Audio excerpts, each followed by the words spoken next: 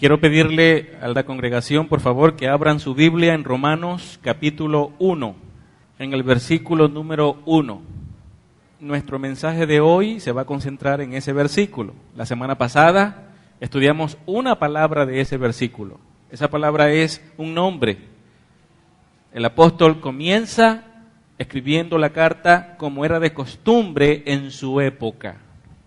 En nuestros tiempos, cuando vamos a escribir una carta, colocamos nuestro nombre al final. Escribimos todo el contenido de la carta y al final decimos con amor o con mucho cariño, fulano de tal. En aquella época, el nombre y el saludo era colocado inicialmente. Y Pablo, cumpliendo así con la norma de su época, comienza escribiendo Pablo. Hay otras razones por las cuales él comienza presentándose a sí mismo. La razón es que Pablo no había visitado Roma, los cristianos de la iglesia en Roma no le conocían y entonces surgía la necesidad de que él se diera a conocer. En el mensaje anterior estuvimos hablando sobre él, quién es Pablo, y decíamos que Dios llamó a este hombre, que fue bastante singular, para que fuese el portavoz principal de su evangelio glorioso. Pablo, habíamos dicho, nació en la ciudad de Tarso de Cilicia, que esta era provincia de Roma. Él era hebreo de nacimiento, de la tribu de Benjamín. Su nombre Saulo se lo colocaron sus padres en honor al primer rey de la nación de Israel, Saúl. También tenía entonces su nombre griego, que era Pablo. Como decíamos anteriormente, no fue que al momento de convertirse su nombre le fue cambiado de Saulo a Pablo. No hay ninguna parte en la Escritura que sugiera tal cosa. Más bien, hay razones para pensar que él tuvo estos dos nombres todo el tiempo. Él fue preparado en la cultura griega. Era un conocedor profundo de la filosofía griega. En Tarso de Cilicia, donde él nació, era la cuna de las universidades más importantes de la época y Pablo estudió allí. A la edad de 13 años, Pablo viajó a Jerusalén para recitar de memoria el Talmud, costumbre que hacían todos los niños judíos a esa edad. La fiesta se llama el Bar Mitzvah, que es traducido es el hijo de la responsabilidad. Es una fiesta que aún los judíos celebran hoy día. Los padres judíos tienen por costumbre asumir la responsabilidad ante Dios de la santidad de sus hijos hasta los 13 años. En el momento en que se celebra esta fiesta y ellos recitan de memoria el Talmud y responden alguna serie de preguntas, ellos en ese momento son declarados adultos. Y a partir de ese momento ellos son responsables ante Dios por su vida. Pero antes de eso los padres son responsables y esto es una fabulosa enseñanza para nosotros hoy. Porque ante Dios todos nosotros como padres somos responsables por la vida de nuestros hijos. Somos responsables de que ellos conozcan la palabra de Dios y de que ellos se arrepientan de sus pecados y crean en Jesús como Señor y Salvador de sus vidas.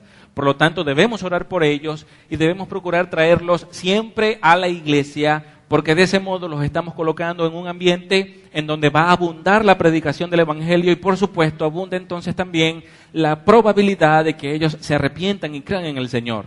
Así que nosotros como padres somos responsables de hacer crecer a nuestros hijos en el conocimiento de Dios para que sus almas puedan ser salvas. No estoy diciendo con esto que la salvación de ellos dependa de nosotros, es solamente el Espíritu Santo el que puede convencer de pecado, pero es nuestra responsabilidad crear para ellos ambientes propicios donde el Evangelio se les predique. Así pasó con Pablo. Sus padres, como era de costumbre, asumieron esa responsabilidad y le enseñaron las Escrituras. Y él fue a Jerusalén a los 13 años y debió haber pasado por este examen. Y a partir de ese momento asume la responsabilidad como hombre delante de Dios en llevar una vida que glorificara al Señor. Como dije, también se preparó en la cultura griega, así que este hombre creció en el conocimiento profundo de la cultura hebrea y en el conocimiento profundo de la cultura griega.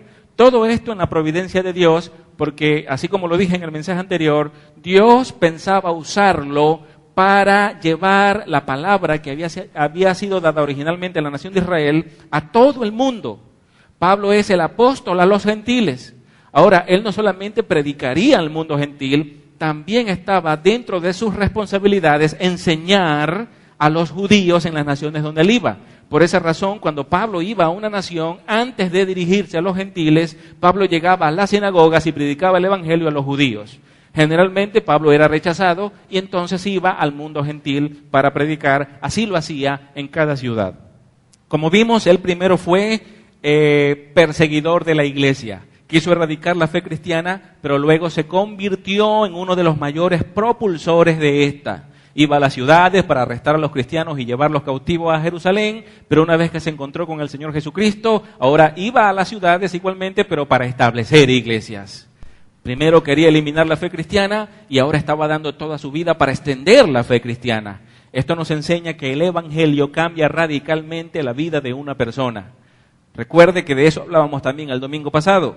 No es posible decir que nos hemos encontrado con el Señor Jesucristo y que nuestra vida siga siendo igual, que no haya habido en nosotros ningún cambio. Hay quienes se han levantado para decir que Jesús puede ser nuestro Salvador y no ser nuestro Señor. Eso es gravísimo, porque significaría que yo puedo ser salvo y vivir como yo quiera sin tener que obedecer las Escrituras. Y eso no es así. Aunque la salvación no es por obras, la salvación se evidencia en obras.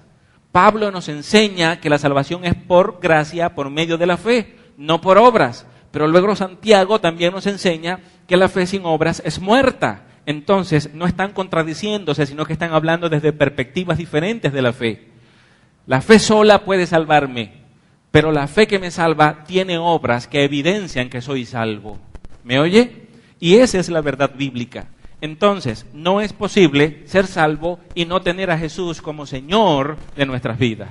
Si somos salvos, el Espíritu Santo nos guiará a toda verdad y procuraremos con todo el corazón obedecer los principios que el Señor Jesús nos da a conocer a través de su palabra. Por lo tanto, un cristiano verdadero es aquel cristiano que se esfuerza, que lucha, que persevera para crecer en santidad. No estoy diciendo que un cristiano verdadero sea perfecto. Un cristiano verdadero comete errores. Yo cometo muchos errores. Si no, siéntese con mi esposa unos minutos y ella podrá decirle algunos errores que siempre estoy cometiendo. Pero eso no significa que no soy creyente. Eso no significa que no lucho para que mi santidad crezca cada día. El Espíritu Santo de Dios produce en nuestros corazones, en el de ustedes y en el mío, en el corazón de todos los cristianos, produce el deseo de honrar cada día más a Dios, de honrarlo cada día mejor, de vivir cada día más los principios bíblicos, de conocer más a Dios y de honrarlo más. En una oportunidad un joven me preguntó, ¿cómo sé que soy salvo? Y yo entonces le devolví la pregunta, diciéndole, ¿cuál es el deseo más apasionado de tu corazón? Recuerdo que la respuesta que me dio fue, honrar y glorificar a Dios, es lo que deseo. Le dije, bueno, entonces así sabes que eres salvo. De ese modo, porque queremos glorificar a Dios, queremos obedecerlo, queremos vivir para Él. Y eso es lo que sucedió con el apóstol Pablo. Por lo tanto, una vez que él coloca el nombre en la carta, él está identificándose. Él fue anteriormente el perseguidor de la iglesia, pero haberse encontrado con Cristo cambió radicalmente su vida. En otros de sus escritos, él mismo relata cómo la misericordia de Dios se expresó hacia él, siendo un perseguidor, un hostigador de cristianos. Ahora la misericordia de Dios se muestra y se revela y lo salva y lo perdona. Y él tenía en su corazón un profundo agradecimiento a Dios por eso. Cada uno de nosotros deberíamos sentirnos completamente agradecidos con Dios debido a la misericordia que Él nos ha mostrado. Porque hemos nacido en un estado de corrupción espiritual y nuestra tendencia es a pecar. Nuestra tendencia no era originalmente a glorificar el nombre de Dios. Pero aunque éramos pecadores, aunque merecíamos únicamente el infierno, el castigo eterno y no el cielo, Dios en su misericordia, en su amor, en su benevolencia, en su gracia, envió a su Hijo para tomar nuestro lugar en la cruz del Calvario y salvarnos. ¿Merecíamos ser salvos? ¿Merecíamos el perdón de Dios? ¿Merecíamos la vida eterna? ¿Merecíamos ir al cielo? ¡No! No merecíamos eso. Y eso es la gracia. Dios amando a una humanidad que lo aborrece. Dios buscando a una humanidad que huye de Él. Dios revelándose a una humanidad que se esconde de Él. Esa es la gracia. Dios acercándose, Dios inclinándose hacia abajo para derramar su amor sobre criaturas que no merecen su amor, sobre criaturas que no merecen su misericordia, que no merecen su benevolencia, que no merecen su perdón. Dios se da en sacrificio por una humanidad que solo merecía condenación eterna. Eso es gracia. El término gracia implica un concepto tan maravilloso, tan grande, que es difícil de entender. Cómo Dios, siendo santo, se hace hombre y toma mi lugar para pagar por mi culpa, siendo Él total y completamente inocente. Cómo el inocente es castigado por los culpables para que de este modo seamos exonerados de nuestra condenación que merecemos. Allí vemos el amor de Dios. En una oportunidad una persona me preguntó, ¿cómo sabes tú que Dios te ama? Y yo le dije, porque tomó mi lugar en la cruz del Calvario, porque enfrentó la ira de Dios por mí, porque Él vivió el infierno que tenía que vivir yo eternamente. Cristo en la cruz se enfrentó al infierno eterno que yo tenía que vivir. Por eso sé que me ama. Por eso sé que su amor es muy grande. Y así logro entender su misericordia. Ni siquiera merezco estar aquí de pie, abrir la Biblia y leer cada versículo y enseñarlo. No merezco hacerlo, solo por la gracia de Dios, solo por los méritos de Cristo, estoy aquí y puedo leer las Escrituras y puedo enseñarles lo que ellas nos dicen. No merezco que el Espíritu Santo de Dios habite en mí, pero por la misericordia de Dios, por su gracia, su Espíritu, la presencia de Dios está en mí. La presencia de Dios está en cada cristiano. ¿Y sabe algo? Está en la misma medida. No está el Espíritu Santo más presente en unos cristianos que en otros. Unos cristianos son más maduros que otros, pero todos tenemos el Espíritu Santo de igual modo. ¿Me oye? Pablo fue transformado por encontrarse con el Señor Jesucristo. Él tenía planes, él tenía un propósito claro, y eso fue cambiado en el momento que el Señor Jesucristo se cruzó en su camino. Cristo mismo cambió todos sus planes. Pablo había llegado a ser uno de los principales fariseos y expositores de las Escrituras en las sinagogas de la ciudad. Entonces, como habíamos visto, él tenía toda ciudadanía, él era hebreo, era romano también, hebreo por nacimiento, pero la ciudadanía romana la heredó del Padre. Pablo no conoció a Cristo en persona mientras Cristo llevó su ministerio aquí en la tierra. Su vida entonces fue cambiada en el momento que recibió el Evangelio. Así nosotros sabemos que es imposible encontrarse con Cristo y que la vida no cambie. Ahora, hay algunas cosas en este versículo que Pablo revela acerca de sí mismo, que él da a conocer. Y lo primero que dice es, siervo de Jesucristo, siervo. Escuche, este título tiene por lo menos 4 implicaciones. Quiero que considere en primer lugar ese término siervo que aparece en la Reina Valera 1960 y en otras versiones. El término en griego es doulos. Y si lo queremos traducir literalmente, no traduce siervo, traduce esclavo. Pablo se está dando a conocer como un esclavo de Cristo. No es una persona que pueda vivir conforme a su propia voluntad. Es una persona que vive para cumplir la voluntad de su amo, Jesucristo. Hay un contraste aquí entonces. Mientras Pablo es esclavo, Jesucristo es Señor. Y esto no solamente es una verdad para Pablo, es una verdad para nosotros también. En el momento en que creemos en Jesús y somos salvos, Jesús inmediatamente viene a ser también nuestro Señor y nosotros venimos a ser esclavos del Señor Jesucristo. Ahora bien, ser esclavo implica en primer lugar una obediencia absoluta. ¿Me escucha? Obediencia absoluta. Los cristianos vivimos con el propósito principal de cumplir, obedecer los mandamientos del Señor Jesucristo. La razón por la cual estudiamos la Biblia no es para aplicársela a otras personas. Hay muchos en las congregaciones que se sientan a escuchar un sermón y dicen, qué mal que no estuvo aquí fulano de tal. Qué malo que no estuvo aquí esta hermana. Ese mensaje era para ella. ¿Sabe algo? la disposición de cada uno de nosotros al escuchar un sermón no es aplicárselo a alguien más. Debemos mirarnos a nosotros mismos cual espejo. Así como cuando vamos a salir de casa y vamos al espejo y procuramos vernos bien, o cuando nos levantamos en la mañana y te miras al espejo y ves tus ojos hinchados, y los párpados están arrugados, y los pelos están de punta, y dices, estoy horrible. Y comienzas a arreglarte entonces, y las mujeres empiezan a echarse su polvo en la cara, y sus pinturas, y una serie de cosas, y los hombres se acomodan el bigote, o se lo quitan, no sé. Y tratamos de vernos bien. Esa es la actitud que debemos tener cuando vamos a la palabra de Dios, como cuando nos paramos enfrente de un espejo. Nadie se para en un espejo para ver cómo está alguien más. Nadie lo hace. En la puerta de mi oficina, si usted ha mirado allí la puerta, hay unos vidrios. Y mucha gente no sabe que yo los veo cuando se paran a mirarse la cara en el vidrio. Probablemente no miran a través del vidrio, se miran ellos mismos. Y se sacan espinillas en ese vidrio, no sé cómo lo hacen. Pero lo hacen, se paran, se acomodan el pelo y se arreglan. Y yo estoy del otro lado mirándole la cara. Y muchas veces me río de mirarlos. Pero estoy seguro que en ese momento no están pensando en alguien más. Están mirando su rostro, están detallando su rostro, su pelo, quieren saber cómo se ven. Las jovencitas de la iglesia pasan caminando y se miran en el vidrio cómo caminan. Y yo las observo. Y no están pensando en alguien más, están pensando en ellas mismas. Cuando venimos a la palabra de Dios, no debemos estar con la disposición de criticar a alguien más o de cuestionar a alguien más. Debemos pensar en nosotros mismos. Primero nosotros.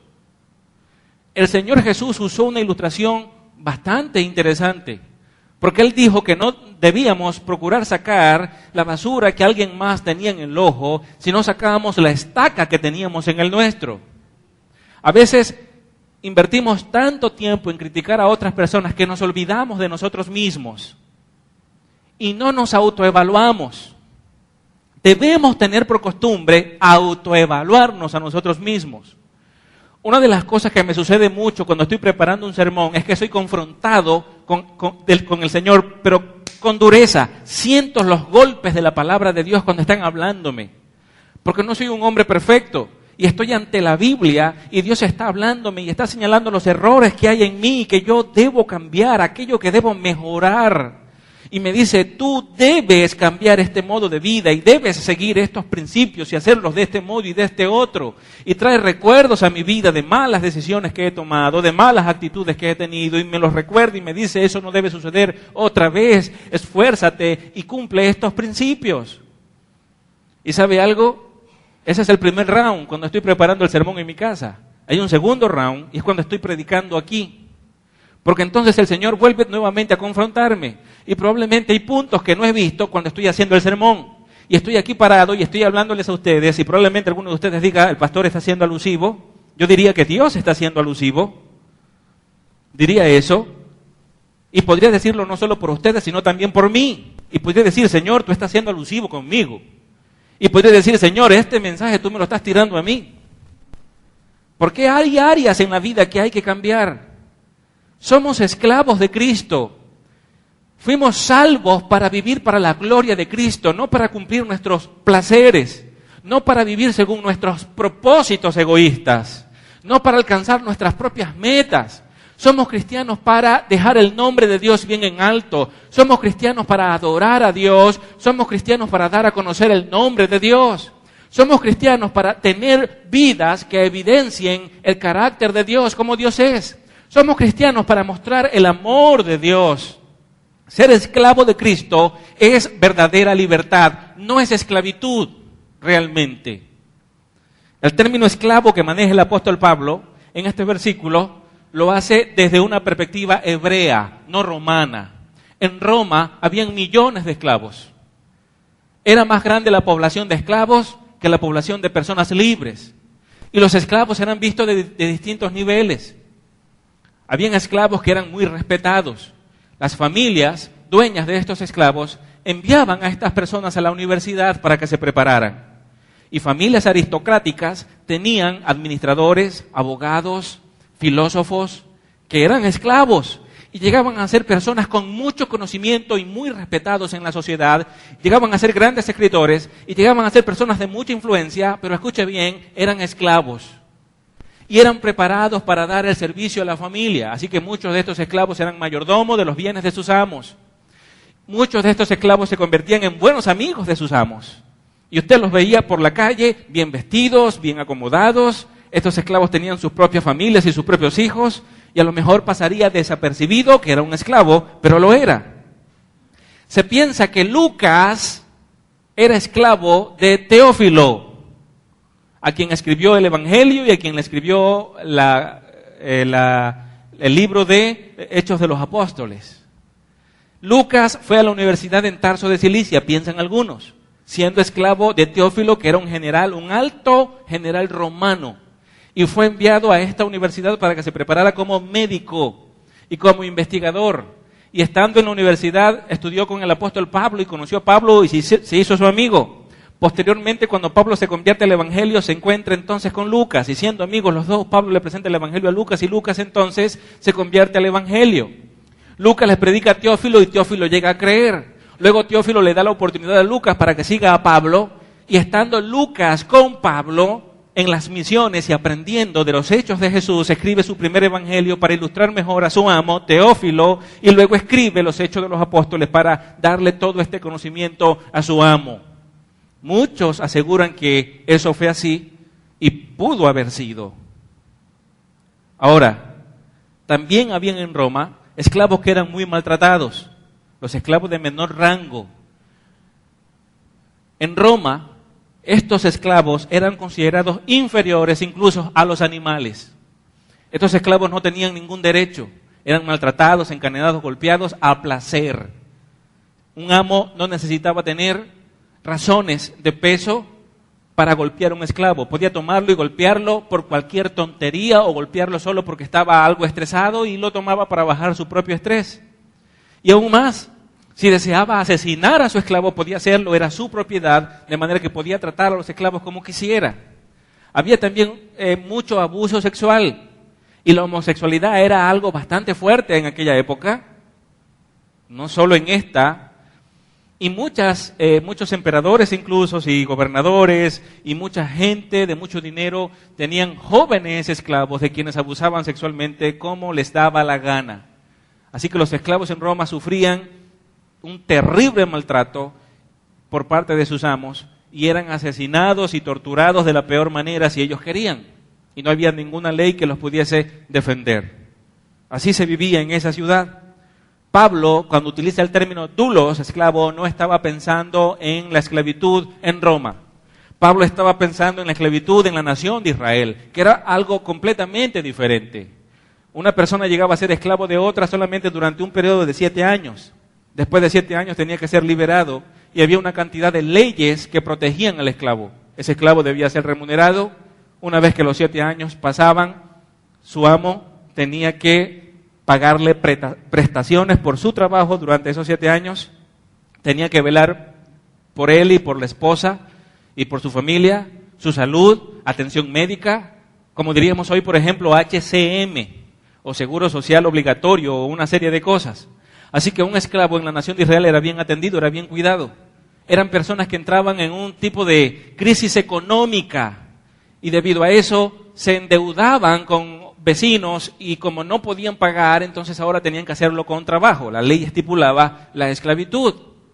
Pero Dios había provisto de leyes maravillosas que pudiesen ayudar a las personas que estaban en esclavitud en la nación de Israel, así que era una manera muy buena de mantenerse en los momentos de crisis para luego poder salir a flote nuevamente y quedar libres y poder hacer sus propios negocios. Así que la esclavitud en la nación de Israel era algo verdaderamente maravilloso para ayudar a las personas que estaban en crisis. Era algo que Dios había provisto para mantener un equilibrio en la sociedad. Este es el término que está usando el apóstol Pablo. Ahora bien, las personas podrían decir que prefieren entonces no creer en el Señor para no ser esclavos de Cristo. Pero déjeme decirle una cosa, siempre somos esclavos. No somos libres como algunos piensan que lo son. Hay quienes dicen, por ejemplo, que tienen libertad de pensamiento. No sé si ha escuchado usted esa filosofía que tiene tanto auge por allí. Los jóvenes universitarios la defienden con entusiasmo. Ellos dicen, yo soy libre pensador. ¿Qué es un libre pensador? Un libre pensador, según ellos definen, es una persona que no es influenciada por el sistema para tener cierto tipo de creencias, sino que son originales en lo que deciden creer. Nada ejerce influencia sobre ellos. Amados, esto cae por su propio peso, porque nacemos en una sociedad en donde nuestras costumbres las aprendemos de acuerdo al medio en el que crecemos y aprendemos el idioma del lugar donde nacimos. Nadie nace en un lugar donde se habla inglés y termina hablando solamente francés e ignorando completamente el inglés, a menos que su familia se haya mudado cuando era un bebé recién nacido. De lo contrario, va a hablar el idioma de la sociedad en la que va a crecer. ¿Me oye? Y se va a acostumbrar también a la cultura del lugar donde crece. Y va a llegar a tener pensamientos en general como piensan las personas a su alrededor. Se va a identificar con una clase social, porque en una sociedad hay distintas clases sociales, distintas líneas de pensamiento, y se va a identificar con una de ellas, porque la sociedad ejercerá influencia, y esto es algo que no se puede evitar. Por lo tanto, esto de ser libre pensador es algo ridículo. No es cierto, no puede ser cierto. Ahora, lo mejor es que seamos influenciados por la palabra de Dios, porque solo la palabra de Dios es verdadera. Entonces, una persona no es libre como piensa que lo es. Además, la palabra de Dios nos enseña que el ser humano es esclavo del pecado. ¿Y sabe una cosa? Nacemos en esa condición. Hablamos de eso en el mensaje anterior. No tenemos necesidad de enseñarle a un niño a hacer cosas malas.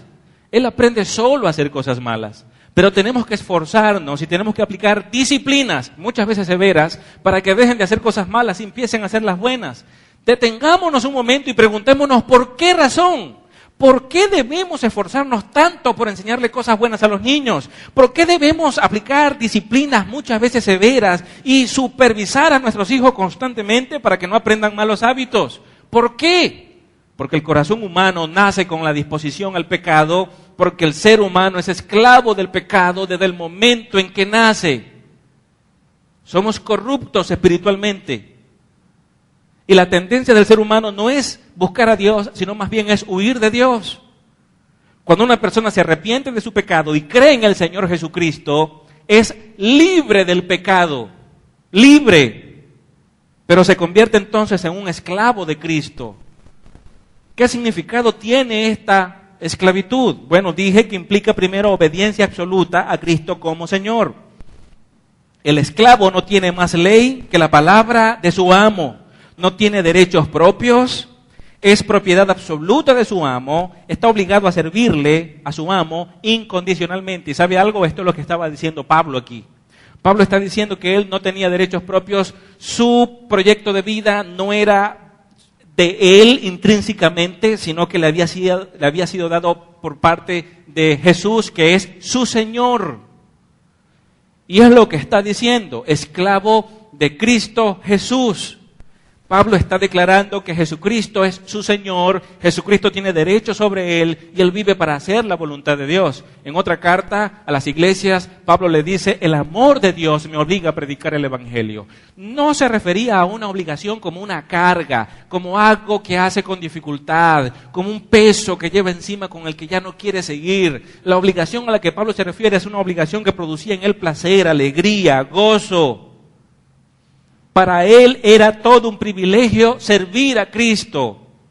Si algo lo obligaba era el amor de Dios que se desbordaba en su corazón. Él estaba obligado a predicar el Evangelio porque amaba a las personas. Iba de pueblo en pueblo, de ciudad en ciudad, predicando a Jesucristo y a este crucificado. El amor de Dios hacía que brotara una pasión profunda en su corazón y no tenía otro deseo más grande que honrar a Dios por medio de la predicación. Pero esto no solo es una verdad con respecto a Él, lo es también con respecto a nosotros. Tener a Cristo en nuestro corazón nos debe llevar siempre a vivir para Él. No tomar decisiones ignorándolo a Él. Hoy hay una gran cantidad de personas en las iglesias tomando decisiones sin tomar en cuenta si eso glorifica a Dios o no lo glorifica. Y tomamos decisiones y tenemos actitudes y no pensamos si con eso estamos dándole gloria a Dios. Pablo enseñó que todo lo que hagamos debe ser para la gloria de Dios. Escúcheme, todo debe ser para la gloria de Dios. Cuando comes, debes hacerlo para la gloria de Dios. Cuando te relacionas con tu esposa, debe ser para la gloria de Dios. Tu forma de criar a los hijos debe ser para la gloria de Dios. La forma de cumplir con tu responsabilidad en el trabajo debe ser para la gloria de Dios. La forma de hablar del gobierno debe ser para la gloria de Dios, por lo tanto no puedes decir yo odio a Maduro o yo odio a Diosdado Cabello. Tú puedes no estar de acuerdo con el gobierno, pero no puedes ni debes decir que odias, porque el odio es pecado y no glorificas a Dios con eso. Pablo es esclavo de Cristo y entonces él hace lo que su Señor le manda hacer. No solo eso, él quiere conocer cuáles son los mandamientos de su Señor. Y te quiero hacer una pregunta en esto. ¿Procuras tú conocer cuáles son los mandamientos de Cristo? Mucha gente dice, bueno, pastor, usted está diciendo cosas allí y bueno, sí, Jesús es mi Señor. Ok, entonces conceptualmente lo aceptas, pero ¿es verdad? ¿Realmente Jesús es tu Señor? ¿Cuáles son los principios que Él te manda con respecto al matrimonio? ¿Los conoces? ¿Cuáles son los principios que te manda de acuerdo a tu vida de oración? ¿Cumple con ellos? ¿Cuáles son los principios que te manda de acuerdo a la crianza de tus hijos? ¿Estás cumpliendo con esos principios? Entonces tú dices, Jesús es mi Señor, pero pastor, no sé cuáles son los principios que usted está mencionando. Entonces no estás obedeciendo a tu Señor. Para que Jesús sea tu Señor, tienes que obedecerle. Y para obedecerle tienes que conocer los principios que Él manda en su palabra. Así que el conocimiento antecede a la obediencia. Debes conocer lo que la palabra de Dios dice, no lo que tú quieres que diga. Ese es otro problema. Mucha gente quiere interpretar la Biblia a su conveniencia y quieren adaptar la palabra de Dios a sus circunstancias o a sus preferencias. Y eso no se hace de ese modo. Dios habló, Dios dio a conocer su palabra y esa palabra es una verdad objetiva que no puede ser vista como cada quien se le ocurra. Estamos viviendo en una época posmoderna. La definen los historiadores y algunos filósofos. Posmoderna porque en la modernidad, mientras se decía que Dios no existía, pero existía una verdad absoluta, el pensamiento de esa era moderna era así. No existe Dios, pero existe la verdad. Y la verdad solamente puede ser descubierta por medio de la ciencia y el estudio a la naturaleza. Así que todo aquello que estudiemos por medio del método experimental y arroje resultados ciertos es lo que puede ser creído, solo eso es verdad. Así que la ciencia se elevó a un nivel de autoridad por encima de la palabra de Dios y como algunas cosas de la Biblia no podían demostrarse científicamente, pasaron a ser mentira. Entonces la ciencia dijo, esa pseudociencia, se le ocurrió decir un día, Dios no existe. Porque no podemos tomar a Dios y estudiarlo en un laboratorio y decir, después de varios estudios y análisis científicos, decir, sí, Dios existe, está demostrado por medio del método experimental. Entonces se negó la existencia de Dios y se dijo, existe la verdad, Dios no existe. Pero ahora la humanidad perdió su confianza en la modernidad por la presencia de guerras mundiales. La ciencia solo sirvió para adelantar la tecnología y la tecnología ayudó para la creación de bombas atómicas y las bombas atómicas produjeron centenares de muertes en varias partes del mundo y hubieron guerras terribles. Así que se perdió la confianza en la modernidad y ahora el ser humano entonces no confía en la historia, no confía en la ciencia, sino que ahora cada quien confía en su propia verdad. Entonces ahora hubo un cambio de pensamiento. En la modernidad se decía que Dios no existe y la verdad sí. Ahora en la posmodernidad se dice que es inversa la cuestión. Ahora Dios sí existe, pero no existe la verdad absoluta. Alguien podría decir, bueno, es mejor, porque antes se decía que no existía, ahora sí existe Dios. No es mejor, ahora es peor. ¿Y por qué es peor? Les voy a explicar por qué. Porque Dios existe, pero no existe la verdad. Entonces Dios es todo aquello que cada quien se le ocurra que Dios es. ¿Me oye? Así que si para ti Dios es el universo, entonces tú tienes tu verdad y todos tenemos que respetarte eso porque no existe la verdad absoluta y objetiva. Entonces la verdad de cada uno de nosotros tiene el mismo valor, no importa que sean contradictorias. Lo que importa es el derecho a que cada uno de nosotros tenga su propia verdad y así cada uno de nosotros entonces no confía en la palabra de Dios, sino en su propio concepto de Dios. Así las iglesias ahora tienen un propio concepto de Dios que no es bíblico. Y cuando se reúnen en las congregaciones para adorar a ese Dios, están cometiendo el pecado de idolatría porque no están adorando al Dios de la Biblia. ¿Me oye? Cuando Pablo dice, soy esclavo de Cristo Jesús, él está diciendo que su Señor es el Mesías que había sido prometido en las Santas Escrituras en el Antiguo Testamento. Hay una verdad absoluta que Pablo está reconociendo y él está hablando del Dios que nos ha dado esa verdad absoluta, el Dios, el único y verdadero, el creador de todas las cosas, el Padre del Señor Jesucristo que lo envió para morir en la cruz del Calvario. Ese Jesucristo es su Señor, a Él le sirve, es la voluntad de ese Cristo que Él procura cumplir. Nuestra labor, entonces, es conocer a Dios para que podamos obedecerle. No es hacernos una idea de Dios que nos llevará a la idolatría. Es ir a la palabra de Dios y leerla, pidiéndole al Santo Espíritu que nos permita interpretar correctamente los principios allí enseñados para que conozcamos a Dios como la Biblia lo presenta y entonces podamos servirle, obedecerle. Pablo no es esclavo de cualquier Dios. Pablo es esclavo de Cristo. Y hay una escritura que enseña sobre ese Jesucristo y a Él se está refiriendo. Entonces, ser esclavo del Señor significa vivir conforme a la voluntad de ese Señor. Es renunciar a nuestros propios derechos, es renunciar a nuestras propias metas, objetivos y poner siempre como prioridad, en primer orden, los mandamientos, la voluntad del Señor Jesucristo. Ese es Pablo. Ese es Él. Ahora, implica obediencia absoluta. En segundo lugar, ser esclavo de Cristo implica una humildad absoluta. Muchas personas hoy cuando llegan a algunas congregaciones se dan a conocer así como el siervo de Dios. Y cuando utilizan ese término, siervo de Dios, no están tratando de mostrar su humildad, sino de mostrar un nivel superior al de cualquier otra persona. Así entonces hay como un nivel sobrenatural dentro de las iglesias. Por ejemplo, está el apóstol. Y cuando esa persona llega a la iglesia, todos tienen que bajar la cabeza. ¡Oh, el apóstol! Como si tuviesen un nivel de superioridad espiritual al de todos en la iglesia. Yo aquí soy más alto que ustedes, pero porque estoy montado. Si me bajo, soy más chiquito que ustedes. Hay muchos más altos que yo aquí. No hay un nivel de superioridad espiritual. Ciertamente el pastor tiene que ser respetado, tiene que ser obedecido, como la Biblia dice, mientras que el pastor se mantenga dentro de los parámetros de la palabra de Dios. Si el pastor es bíblico, la iglesia debe obedecer a ese pastor porque debe obedecer a la Biblia. Pero si el pastor se sale de los parámetros de la palabra de Dios, la iglesia debe pararse firme y decir, no te obedeceremos porque lo que tú enseñas no es lo que la Biblia enseña y lo que tú haces no está en armonía con la palabra de Dios. ¿Me oye? Así que muchas personas toman la expresión siervo de Dios para mostrarse como más importantes o como de un nivel más alto al de la membresía común. Pablo no está usando ese término aquí en ese sentido. Pablo se está mostrando humilde. Es la condición de alguien que no piensa en sus privilegios, sino en sus deberes, no en sus derechos, sino en sus obligaciones. Es la palabra que describe a un hombre que se ha perdido en su servicio hacia Dios.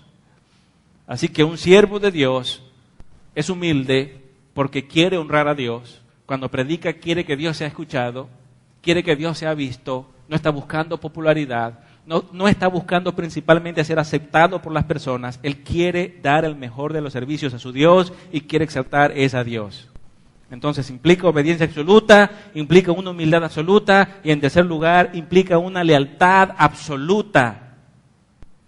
Lealtad es la posición de un hombre que no tiene intereses propios porque todo lo que hace lo hace para Dios. Su provecho y sus preferencias personales no entran en sus cálculos, le debe su lealtad a Dios. Él va a hacer fielmente lo que Dios le ha mandado a hacer y se esforzará por cumplirlo. Esa demanda se nos hace también a nosotros en las Escrituras. Número 4, esclavo implica un título también muy honroso. En el Antiguo Testamento se aplica a grandes figuras. Por ejemplo, en Primero de Reyes, capítulo 8, versículo 53, se habla de Moisés que era un doulos de Dios. En hebreo el término es eved, en griego es doulos. El término se puede traducir como siervo, no obstante el significado más preciso que se está dando aquí es de esclavo. Moisés es un esclavo de Dios. Así se llamaban también a Josué y a Caleb en Josué capítulo 24, versículo 29, Números 14, 24. Ese es el título que se les da a estos dos hombres. Abraham, Isaac y Jacob en Deuteronomio 9, 27 se les llama también a ellos Eved en hebreo o Dulos en griego. Ellos eran esclavos de Dios, hacían la voluntad de Dios. Isaías, Job, los profetas del Antiguo Testamento eran esclavos de Dios. Al tomar el título de Dulos, Pablo se coloca en la gran línea sucesora de los que hallaron la libertad y la paz y la gloria en la perfecta sumisión de la voluntad de Dios.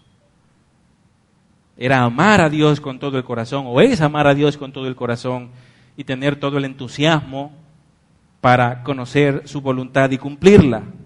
La única grandeza a la que un cristiano puede aspirar, amados hermanos, es a ser esclavo de Cristo. Es el nivel más grande que podemos tener, es el privilegio más grande. Entendamos esa posición tan honrosa. No hay nada que nos pueda producir más felicidad, más dicha, que ser esclavos de nuestro Señor. Un cristiano es un esclavo de Cristo y por lo tanto le debe obediencia al Señor. Una obediencia que va a producir felicidad, que va a producir paz en su vida, que lo va a llevar a la mejor de las realizaciones. Pablo es un esclavo de Cristo Jesús, y ese es el término que él utiliza, aunque la Reina Valera del 60 y la Reina Valera actualizada coloca es siervo de Jesucristo. La correcta traducción es esclavo de, no Jesucristo, sino Cristo Jesús. En griego, la palabra que Pablo colocó fue Cristo antes que Jesús. Recuerde usted que el término Cristo se refiere a la deidad del Señor, y el término Jesús es una referencia a su humanidad. Jesús era o es 100% Dios y 100% hombre. Lo que Pablo está diciendo es que Él le pertenece, Él es la propiedad de ese Dios humanado.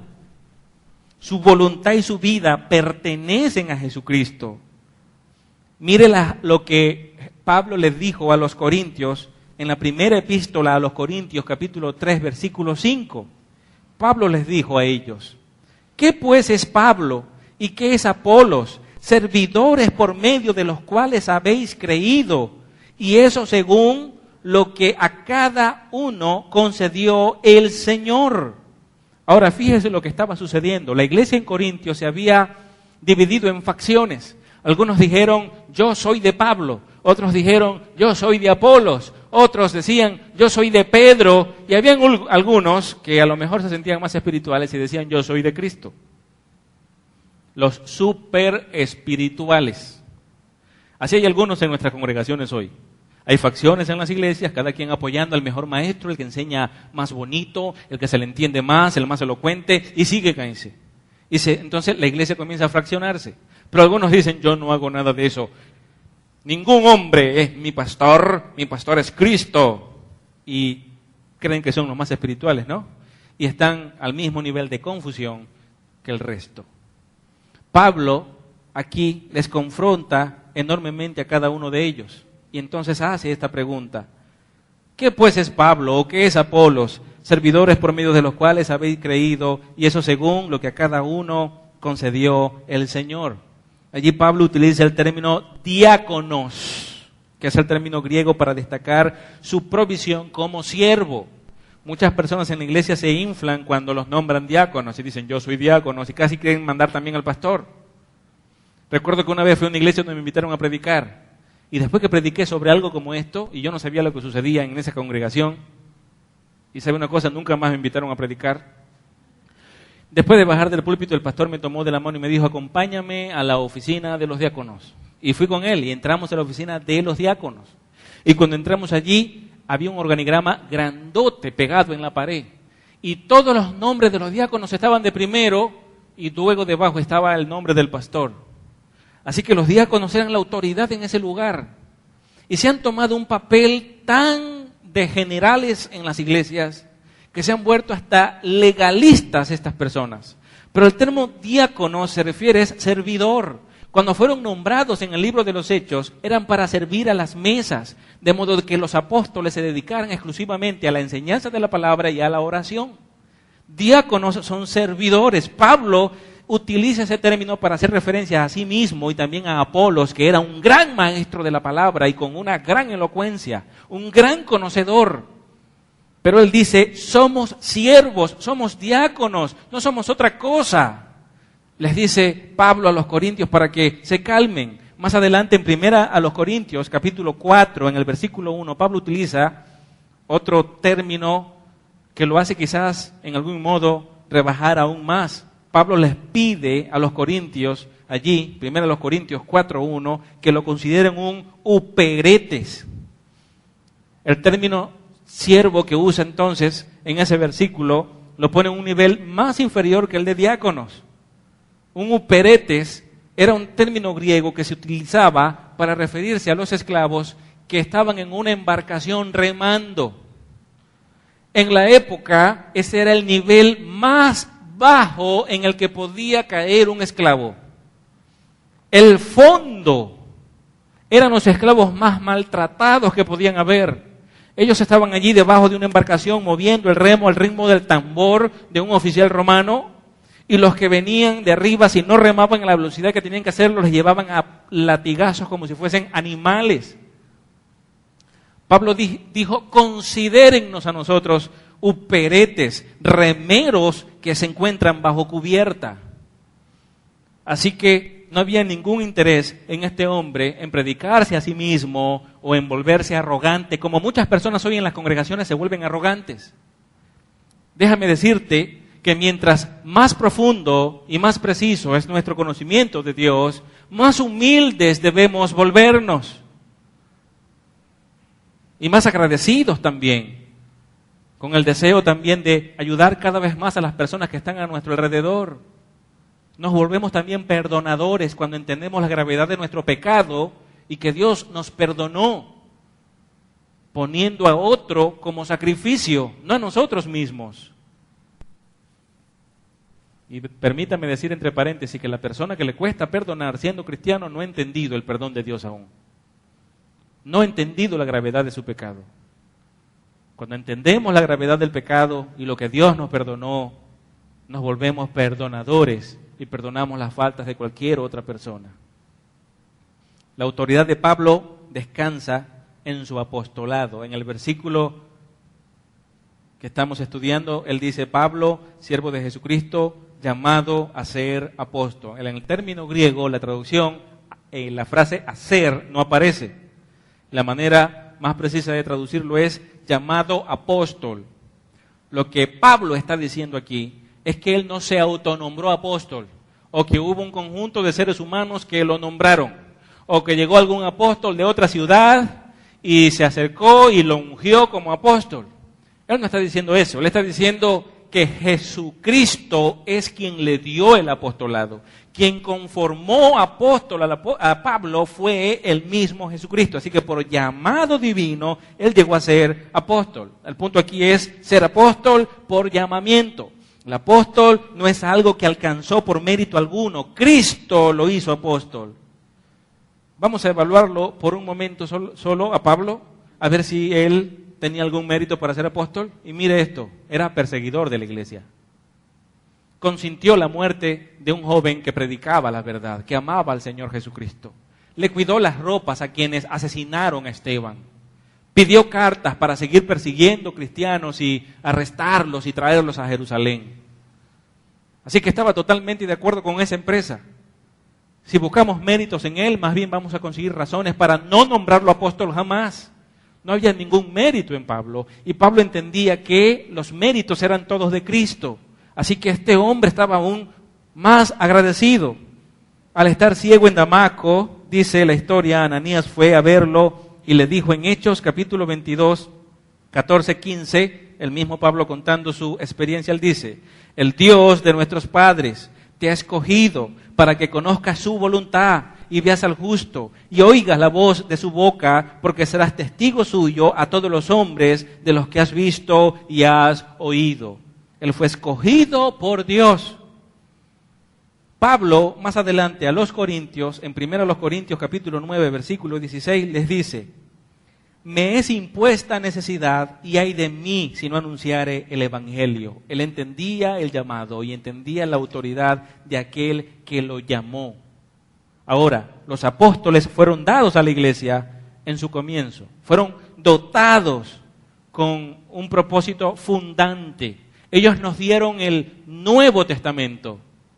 Por eso en el primer siglo surge la necesidad de los apóstoles. Las iglesias necesitaban ser edificadas, necesitaban ser establecidas. Hacían falta bases doctrinales. El evangelio tenía que ser explicado para que la iglesia conociera la verdad.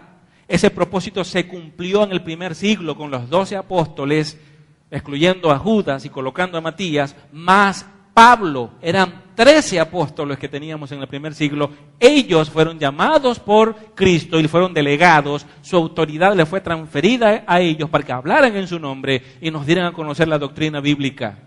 No hay apóstoles hoy. Cualquier persona que se autodenomine apóstol, que se haga llamar apóstol en el nivel de estos santos hombres, es un falso, es un mentiroso y procura manipular. Solo 13 apóstoles, a estas personas se le permitieron hacer señales, prodigios, sanidades, resucitaron a personas de entre los muertos. Se ha demostrado que estos hombres, Casluna, Guillermo Maldonado, Benijín y otros, han pagado sumas de dinero a personas para que se hagan pasar por enfermos y se presenten como que han sido sanados ante la congregación. Hace poco se mostró un video en las redes, y yo no sé si usted lo vio, de una mujer que fue sanada porque estaba gravemente enferma por Benijín. Luego presentan otro video donde la misma mujer es sanada de la misma enfermedad que estaba a punto de morirse por Guillermo Maldonado. Y luego comparan los dos testimonios que la mujer presenta con Benijín y luego con Maldonado, y es el mismo testimonio el que presenta. Estas personas no solamente hacen un fraude, ni siquiera tienen delicadeza en procurar que esto no sea tan evidente. ¿Me oye? Así que hay un montón de falsos maestros levantándose hoy día. Recuerdo haber visto una predicación de este señor Maldonado y mientras predicaba se detuvo, se quedó paralizado y comenzó a quejarse porque en ese momento, según él, el Espíritu Santo de Dios le estaba encendiendo una llama de fuego en su espalda y él sentía que la llama de fuego del Espíritu Santo le quemaba. Cuando él dijo eso, personas de la congregación comenzaron a llorar de la unción que había sobre ese hombre. Por favor, no sea usted un débil y vaya usted a permitir que falsas personas como esta le engañen y le manipulen. No son hombres de Dios, son obreros del diablo, enviados para confundir a la iglesia. Vengamos a la Biblia, estudiemos las Escrituras y por favor conozcamos el ministerio de los apóstoles y cómo ellos obraban. El Señor Jesús dijo, por su fruto los conoceréis. Pero la gente hoy es fácil de engañar porque no conoce el fruto de un verdadero hombre de Dios. ¿Y por qué no lo conoce? Porque no estudian la Biblia. Y estamos viviendo una época donde la iglesia es débil en el conocimiento de las Escrituras. Es necesario que vayamos a la palabra de Dios y estudiemos. No nos limitemos a lo que predica el pastor en la iglesia. Debemos ser como los nobles bereanos. Cuando fueron a predicar a ese lugar Pablo y Bernabé y los bereanos les recibieron, ellos revisaban las Escrituras, buscaban a ver si lo que ellos decían, los apóstoles, era cierto, a ver si eso era verdad. Pero hoy en este tipo de congregaciones se dice que no se debe juzgar al hombre de Dios, no se debe dudar de la palabra del hombre de Dios y los hombres de Dios son estos falsos apóstoles. Entonces, todo lo que ellos digan, la congregación está obligada a decir amén sin revisar si es verdad o es mentira. Amados hermanos, no caiga usted en ese fraude, no caiga usted en ese engaño. Usted tiene la responsabilidad delante de Dios de tomar su Biblia y abrir las Escrituras y leer junto con el pastor que predica y evaluar si lo que el pastor está diciendo es bíblico o no es bíblico. Usted debe hacerlo, tiene que hacerlo. ¿Cómo va a saber usted que lo que yo le estoy predicando es verdad o es mentira si no revisa la Biblia? Si yo le digo a usted que el periódico de esta mañana dijo que Venezuela iba a temblar y íbamos a desaparecer del mapa, y usted va a decir amén solo porque yo lo dije. El deber de usted es ir a las noticias y ver si es cierto lo que dije. Del mismo modo, usted debe venir a la palabra de Dios Y si el pastor está diciendo que el término siervo aquí se traduce esclavo, hoy hay abundantes recursos para saber si es verdad o es mentira. Y hay diccionarios que usted puede descargar vía internet y lo puede tener incluso en su celular si quiere o en su tablet, y usted puede revisar a ver si los conceptos que el pastor da son ciertos. Y leer los versículos y leer la historia de Pablo y evaluar lo que hoy aquí se está predicando. Es su deber, es su obligación, usted tiene que hacerlo. De lo contrario, usted no sabrá si está siendo correctamente enseñado o está siendo llevado por el camino del error. Esfuércese por conocer las Escrituras. ¿Debe juzgarse la enseñanza del pastor? Sí, a la luz de la palabra. ¿Se debe verificar si lo que el pastor está diciendo es verdad o es mentira? Sí, yo no me ofendo por eso. Dios ha mandado que así la iglesia debe actuar.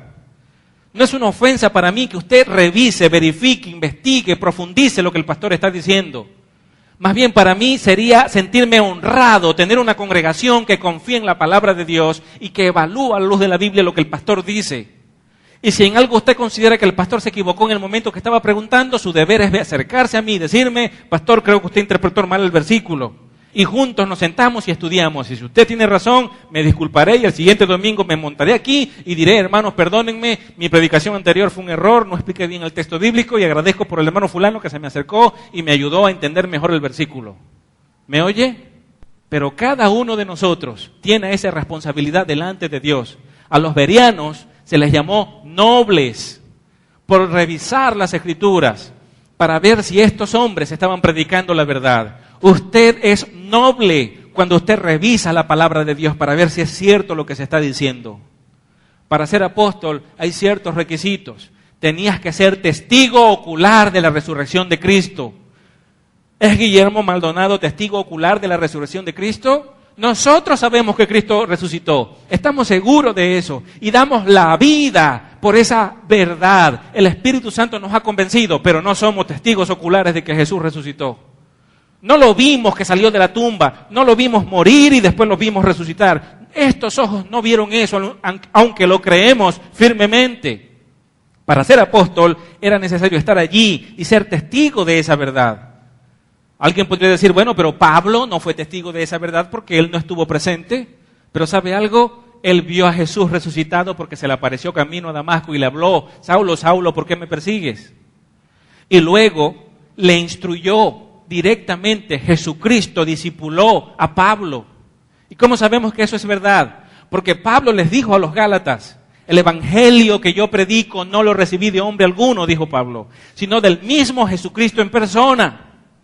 El maestro de teología de Pablo fue el mismo Jesucristo. No lo enseñó Pedro o algún otro apóstol. Jesús instruyó a Pablo. Y eso lo califica para ser apóstol. Tenía que hacer señales milagrosas que respaldaran su mensaje. Y es por esto que estos falsos apóstoles de hoy día procuran hacer falsas señales, falsos milagros, para poder convencer a los incautos, a los débiles, a los que no estudian las Escrituras. Y montan todo ese montón de mentiras y de patrañas. Y hacen sus grandes eventos de noche de gloria y un sinfín de cosas. Recuerdo que en la ciudad de Valencia, antes que se presentara este señor Cas Luna, un hermano en Cristo me dijo, te voy a demostrar que Cas Luna es verdaderamente el hombre de Dios. Mi mamá está en silla de ruedas y la voy a llevar a Noches de Gloria en Valencia y Cas Luna la va a sanar. Y yo pelé los ojos y le dije, después hablamos. No quise ser duro porque se trataba de su mamá. Así que solamente pelé los ojos. No dije más nada. Me vine de Valencia. Lamentablemente no pude quedarme un día más en Valencia para ver aquello. Me vine y estuve aquí y mi tía que vive en Valencia me llamó y me dijo, ¿te interesa saber qué pasó? Sí, quiero saber qué sucedió. Bueno, este muchacho llevó a su mamá en silla de ruedas y la regresó en silla de ruedas a su casa. ¿Me oye? En silla de ruedas a su casa. Eso no me alegró a mí. Creo que le partió el corazón a la señora. Pero cuando la sanidad no se da, estos hombres de Dios le echan la culpa al enfermo o a los familiares del enfermo. Y irresponsablemente dicen, eso es porque no tienen fe. O salen con otra mentira. Lo que pasa es que Dios, el Señor Jesús, va a ir curando los progresivamente. No se ve ahorita, pero el mes que viene va a estar mejor y luego el siguiente mes y así cuando el tiempo vaya pasando se va a ir sanando. Pero ya está hecho. Solamente declárenlo, decrétenlo. Si pasan 4 años y la persona no se sana, es culpa de los familiares o de la persona que no creyó. Eso se puede refutar fácilmente con las Escrituras. Pedro y Juan iban entrando al templo por una puerta llamada Hermosa y había un paralítico de años que estaba allí. ¿Y sabe una cosa? Ese paralítico era conocido por todas las personas que era realmente un paralítico. No era una persona desconocida que Pedro y Juan llevaron, que sacaron por allá de algún lugar que nadie conocía y lo tomaron y lo llevaron como paralítico para que medio lo vieran en cuestión de media hora y luego lo levantaron para que fingiera caminar y todos quedaran convencidos. No fue así. Era evidente que era paralítico desde nacimiento, lo conocían todas las personas del lugar. Y Pedro y Juan iban entrando por la puerta llamada Hermosa. Ahí estaba, como siempre, el paralítico pidiendo limosna. Era una costumbre estar allí. La gente lo conocía, pasaban por allí, lo veían y le daban limosna. Pedro y Juan no tenían un solo centavo. No tenían un bolívar, como buenos apóstoles. Cuando veo a Guillermo Maldonado predicar, muy seguidamente, él en sus predicaciones hace así.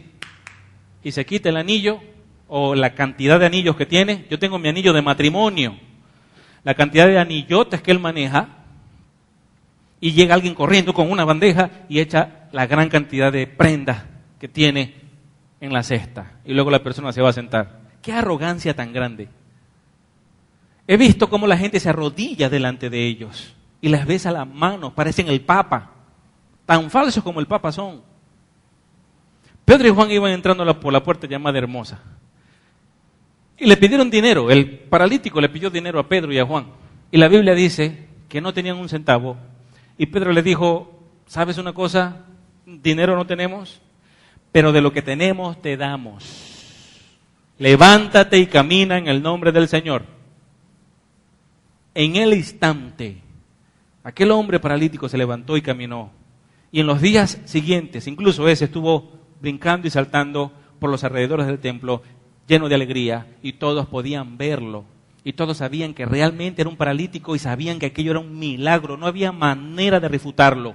Cuando estos hombres hacían milagros, no había forma de refutar los milagros y los prodigios que ellos hacían. No podían tapar la veracidad de esos hechos. Hoy, cuando estos apóstoles hacen cosas, quedan tantas dudas en el aire.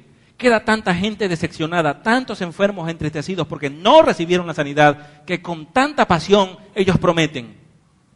Ahora, lo que quería señalar específicamente aquí es que Pedro y Juan no le dijeron, mira, vamos a orar por ti, te vamos a declarar sano, pero tú tienes que creer. Si tú no crees, no te vas a sanar. No fue así. Levántate y camina en el nombre del Señor. Y por la autoridad divina, sin importar si este hombre creía o no, no se menciona eso allí, este paralítico se levantó de allí. ¿Me oye? No nos dejemos engañar, hermanos. Corroboremos, revisemos las Escrituras y verifiquemos que las cosas realmente son así. La era apostólica terminó en el sentido técnico del término. Solo los 13 apóstoles fueron apóstoles de Jesucristo. El término apóstol significa también enviado. En ese sentido hay apóstoles, que son los misioneros de hoy día. Cuando envían a una persona a otra ciudad para establecer una iglesia, para predicar el evangelio, él es un apóstol en un sentido genérico, no en el sentido que estos falsos hombres quieren hacer ver. Son enviados, son misioneros, pero no hay apóstoles de Jesucristo en nuestro día. La revelación terminó. Ya no hay nuevas revelaciones tampoco. La palabra de Dios es suficiente. ¿Me oye? Todo lo que tú necesitas conocer de Dios se encuentra desde Génesis capítulo 1 hasta Apocalipsis capítulo 22. Allí está todo lo que Dios ha querido revelarnos de Él en esta dispensación, mientras estemos en esta tierra. En la eternidad recibiremos revelación de parte de Dios y estaremos siglos y siglos y siglos aprendiendo más acerca de Dios. Nunca terminaremos de conocerle porque Él es infinito. Siempre estaremos aprendiendo más y más y más de Él. Pero mientras estamos en esta tierra, la Biblia es la revelación terminada, suficiente, completa de Dios para este tiempo. No debemos buscar nuevas revelaciones, no hay nuevas revelaciones, lo que hay es iluminación. El Espíritu Santo de Dios no está revelando cosas hoy, el Espíritu Santo de Dios está iluminando.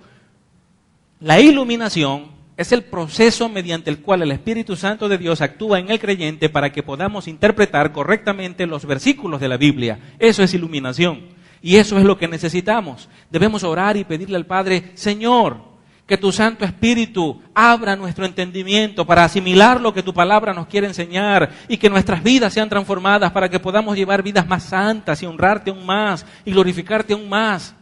No pretendamos recibir nuevas revelaciones, no existen apóstoles hoy y tampoco profetas que nos traigan nuevas profecías. Los profetas de hoy día son predicadores, gente que estudia la palabra y enseña la palabra. Nada fuera de la palabra nos será enseñado hoy. Cuando un profeta se levanta en nuestro tiempo y dice hablar de parte de Dios, quienes creen en eso dicen, bueno, tiene que decir lo que la Biblia dice. Bueno, entonces yo respondo, si ese profeta tiene que decir lo que la Biblia dice, y si dice algo contrario a la Biblia o que no está aquí, no debe ser aceptado, eso significa que él no hace falta. Lo que hace falta es que seamos responsables y estudiemos la Biblia. John Piper, un predicador bautista muy conocido, dijo en una oportunidad, ¿quiere usted escuchar la voz de Dios de manera audible? Lea la Biblia en voz alta.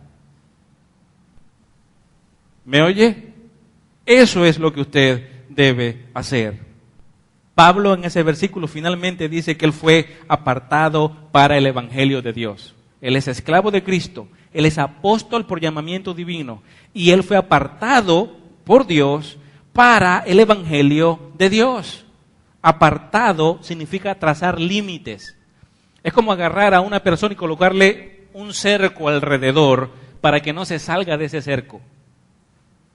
¿Me escucha? Es trazar un círculo alrededor de algo y decirle no te salgas de los límites de este círculo. Pablo fue apartado en ese sentido. Significa separar, entonces, mediante la colocación de un cerco. Pablo tiene en cuenta la acción de la soberanía divina que lo ha elegido para salvación y para el ministerio apostólico. Él no puede hacer ninguna otra cosa. Fue apartado por Dios para predicar el Evangelio de Dios. Qué interesante este término, Evangelio de Dios. Es el Evangelio que le pertenece a Dios. ¿Cómo definimos Evangelio? Bueno, el Evangelio, la palabra Evangelion significa buenas nuevas. Cuando se quiere dar una buena noticia en aquella época se usaba el término evangelio. Los emperadores cuando tenían un hijo, el heraldo salía corriendo por las calles y decía, Evangelion, Evangelion, el emperador tuvo un hijo. Era como decir, escuchen estas buenas noticias, escúchenlas, tuvo un hijo el emperador. Ahora Pablo está diciendo que él tiene unas buenas nuevas, tiene un buen mensaje, tiene unas buenas noticias, pero no son las buenas noticias de un emperador o de alguien más en esta tierra. Son unas buenas noticias de Dios. Ahora, el término de Dios significa que estas buenas noticias tienen su origen en Dios y le pertenecen a Dios. El término evangelio se refiere que es un mensaje divino de proclamación que nos cuenta o nos informa la acción de Dios salvadora mediante la doctrina de la cruz del Calvario. Ese es el concepto que podemos darle al Evangelio. Eso significa que no tenemos autoridad para cambiarlo, para suavizarlo, para acomodarlo. ¿Me oye? ¿Por qué Jesucristo murió en la cruz del Calvario y enfrentó la ira de Dios? Porque Dios está irado en contra del pecado. Esa es la respuesta. Dios está irado en contra del pecado, alguien tenía que ser castigado, Jesucristo fue castigado y por los méritos de Cristo nosotros somos perdonados. Eso es lo que el Evangelio dice. ¿Ama Dios al mundo? Sí, Dios ama al mundo. ¿Aborrece Dios al mundo por su pecado? Sí, Dios lo aborrece. ¿Aborrece Dios al pecador? Sí. ¿Y cómo sabemos que Dios aborrece al pecador? Porque Dios envía al pecador al infierno si no se arrepiente. Eso lo hemos explicado ya en predicaciones anteriores. Si en el Evangelio nosotros decimos solamente Dios te ama y tiene un plan maravilloso para ti, escúcheme bien, aunque suene bonito, aunque te agrade hacerlo así, ese no es el Evangelio. Esa es una media verdad y una media verdad es una mentira completa. Te lo he dicho anteriormente y voy a volverlo a repetir. Podemos decirle a las personas que Dios las ama, claro, Dios las ama, pero está airado con ellas por su pecado. Y así es como debemos enseñarlo. Dios ama a las personas, pero está airada con esas personas por el pecado. Si las personas se arrepienten, disfrutarán un plan maravilloso que Dios tiene en el cielo para ellas si se arrepienten. Pero si no se arrepienten, serán castigadas eternamente en el infierno. Debemos predicar el Evangelio completo, como es, como lo presenta la Biblia. No suavizarlo o acomodarlo como a nosotros nos parezca, porque escúcheme bien, Dios que es sumamente sabio, que conoce todas las cosas, no se equivoca. Y nosotros no sabemos más que Dios, no somos más sabios que Dios. No podemos pretender arreglar lo que Dios nos ha dado. Él es perfecto y nosotros imperfectos. Lo único que podemos hacer es tomar el mensaje que Dios nos ha dado y darlo a conocer. Y eso es lo que Pablo está diciendo aquí. Pablo le está escribiendo a las iglesias en Roma y dice, yo soy Pablo. Y ya ellos harán a la idea, este es el hombre que primero perseguía a la iglesia, se arrepintió y después se convirtió y entonces andaba, era predicando el evangelio y fue a todas estas ciudades, hizo 3 grandes misioneros, ahora viene a Roma, qué interesante. Y luego dice, siervo de Jesucristo, este hombre solamente vive para cumplir la voluntad de Dios. Y luego dice, llamado a ser apóstol, tiene la autoridad para hablar de parte de Dios también. Y luego dice, apartado para el evangelio de Dios. Ok, Dios lo tomó para que predicara un mensaje que tiene su origen en Dios. Es decir, Pablo no predica su opinión, su conjetura, sus propias experiencias. Pablo presenta el mensaje que el Dios del cielo le ha dado y no lo cambia. Eso es lo que él enseña. No hay otra cosa que Pablo enseñe. Pablo enseña lo que Dios le ha dicho que debe enseñar. Estoy leyendo el libro del pastor dominicano Sugel Michelén. El libro se titula De parte de Dios y delante de Dios. Lo tituló de ese modo porque él dice que nosotros los predicadores predicamos de parte de Dios porque es un mensaje que Dios nos ha dado. Y no podemos predicar otra cosa. Y también dice allí que predicamos delante de Dios porque cuando predicamos Dios está en primera fila escuchando nuestro sermón para ver si estamos diciendo lo que Él nos mandó a decir. Por eso tituló así el libro. Más adelante, en uno de los capítulos del libro, él dice que nuestro mensaje, lo que enseñamos, es lo que Dios habló. Entonces él concluye, nosotros predicamos porque Dios ha hablado. Lo que Dios habló, lo que Dios dijo, su palabra que fue escrita, eso explicamos, eso enseñamos. Tenemos autoridad para enseñar lo que Dios habló, pero no tenemos autoridad para tergiversarlo, cambiarlo, pretender mejorarlo, o enseñar nuestras propias experiencias o cuentos, o convertirnos en unos payasos para hacer reír a la congregación. Y mucha gente escoge congregaciones donde el pastor los haga reír bastante. Y años atrás, Charles Spurgeon vio esa verdad y dijo, llegará el día en que en lugar de haber predicadores, habrá payasos tratando de entretener cabras. En lugar de haber predicadores enseñando a las ovejas, habrán payasos entreteniendo a las cabras, dijo Charles Spurgeon, y eso es lo que está pasando hoy día. La gente quiere pasar un buen rato, quiere reírse bastante y quieren irse a esos lugares donde el pastor suelta chistes y chistes y chistes, todos pasan un momento contento, agradable, se ríen bastante y luego se van a su casa. Bueno, si usted tiene el canal Caracol en su casa, vea Sábados Felices.